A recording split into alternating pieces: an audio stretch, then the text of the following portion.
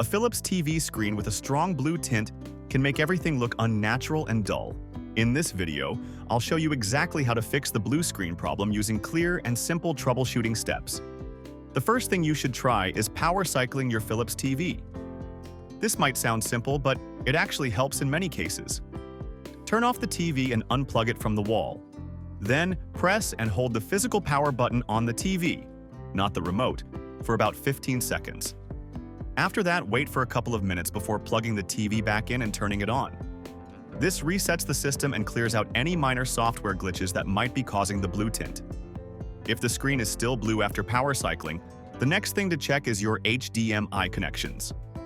Unplug all HDMI cables and any other physical connections, leaving only the power cable connected. Then, turn your TV back on and open the on-screen menu. If the blue tint is gone from the menu screen, it means one of your HDMI cables or ports was likely the problem. Try cleaning the HDMI ports with compressed air and reconnect the cables one by one to figure out which one is faulty. If the issue continues, you'll want to adjust the picture settings. Open the settings menu on your TV and go to the picture or display section.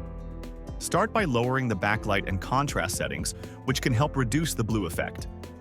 Then, go to the color temperature settings and switch it to warm. If that's not enough, you can choose the custom option and try manually adjusting the color levels.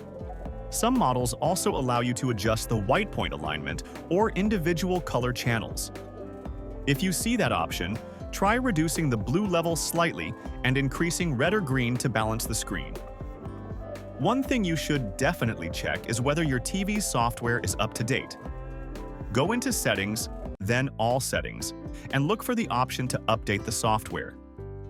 Choose to search for updates via the internet if your TV is connected. If it's not connected, you may have the option to update using a USB drive. Keeping your firmware updated can solve a lot of display issues, including color problems like the blue tint.